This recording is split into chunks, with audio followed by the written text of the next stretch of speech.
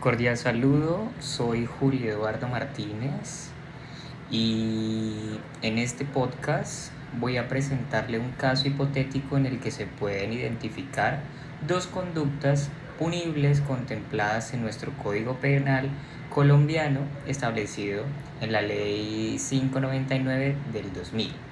Los delitos que vamos a analizar son el secuestro y el homicidio, los cuales permiten evidenciar un curso de conductas punibles de acuerdo a lo establecido en el artículo 31 del Código Penal. Lo que resulta el concurso de conductas punibles cuando una persona comete varios delitos mediante una o varias acciones.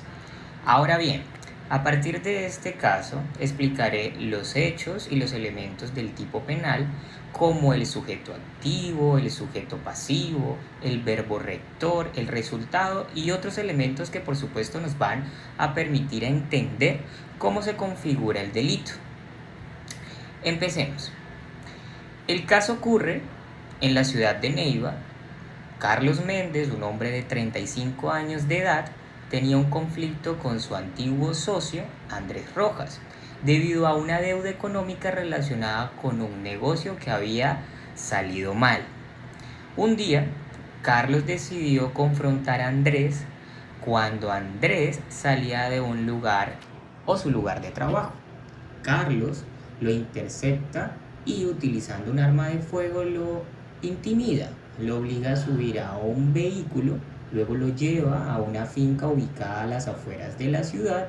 Allí lo mantuvo retenido en contra de su voluntad durante 2 días, con el objetivo de presionarlo para que le pagara el dinero que según Carlos le debía.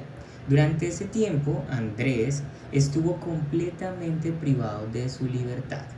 En medio de una discusión durante el cautiverio que le estaba provocando, la situación salió un poco de control y Carlos, en un momento de ira, disparó contra Andrés con el arma de fuego, causándole la muerte instantáneamente.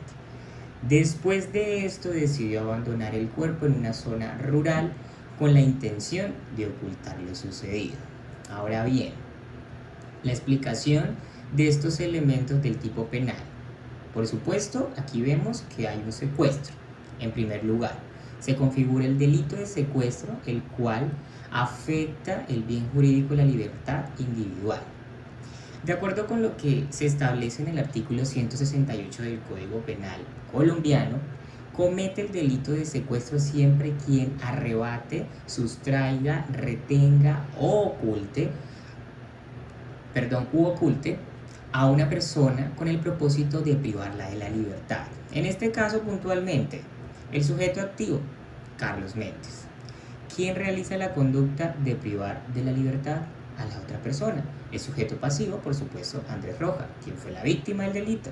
El verbo rector es privar de la libertad, lo cual se evidencia cuando Carlos lo obliga a Andrés a subirlo en contra de su voluntad al vehículo y posteriormente lo retiene en una finca contra su voluntad. El resultado, la pérdida efectiva de la libertad de la víctima durante 2 días. El nexo causal se presenta porque la acción realizada por Carlos, como la intimidación con el arma de fuego y el traslado forzado, producen directamente la privación de la libertad. En cuanto al tipo subjetivo, se configura el dolo, ya que Carlos actúa de manera consciente y voluntaria con la intención de retención de la víctima. El homicidio, como en segundo lugar, este está, que es el cual que protege el bien jurídico de la vida y está establecido en el artículo 109 del Código Penal, lo que permite a la otra incurrir en prisión configurándose en un delito colombiano. En este caso, el sujeto activo es nuevamente Carlos Méndez, el sujeto pasivo pues Andrés Rojas, el verbo rector es matar. El resultado del delito es la muerte de la víctima como consecuencia del disparo efectuado por el arma de fuego. El nexo causal se evidencia porque la acción de disparar produce directamente la muerte de la víctima.